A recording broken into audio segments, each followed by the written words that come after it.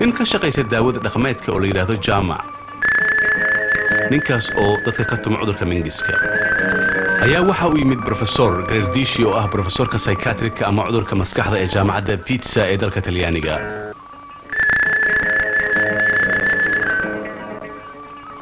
jaamac meeqa cudur ayaa daaweysay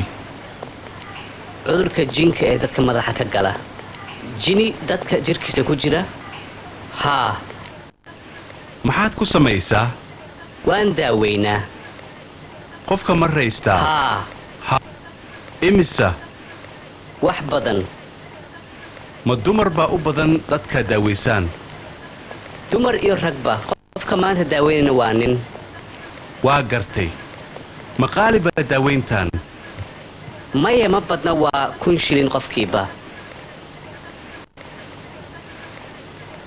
waqti ma qaataa daaweyntaan hal jini waxaa lagu saaraa 3 maalmood hal jini 3 maalmood haa 1,000 shilin oo kaliya haa iyo jini 6 maalmood lagu saaro iyo mid 9 maalmood lagu saaro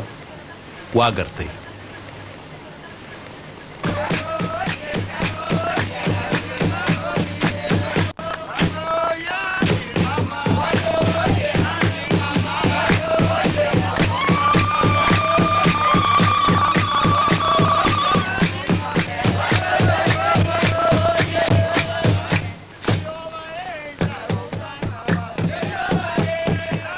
daaweyn lagu bilaabay wiil yar oo maskaxda laga hayo wuxuu ka yimid qoys reer miyi ah isagoo soo gaaray magaalada Muqdisho markii reerkiisa ay kala qoosteen daawooyinkii caadiga ahaa ayay waxay keeneen Muqdisho si jaamac uu jiniga inanka uga saaro ama uga tumo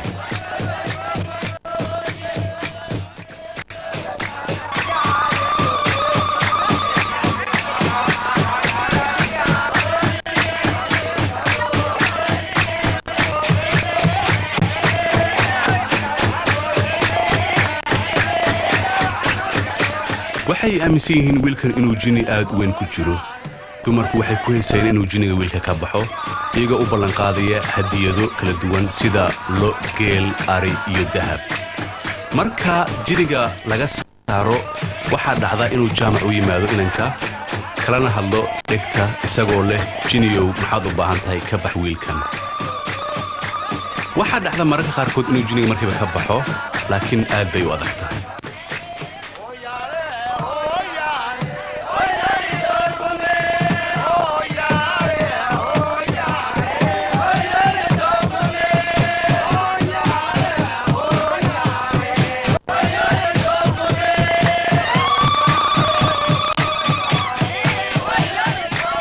jaamac wuxuu noo sheegay inuu asaga daaweyn karo jiniyada laakiin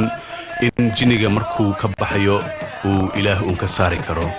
wuxuu isku dayaa mararka qaarkood hadduu jiniga ka saari waayo inuu u yeero dad kale oo asaga khibradda aad uga sareeya si ay jinka u saaraan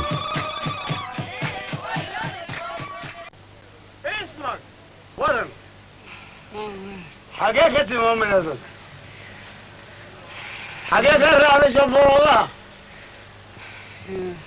يا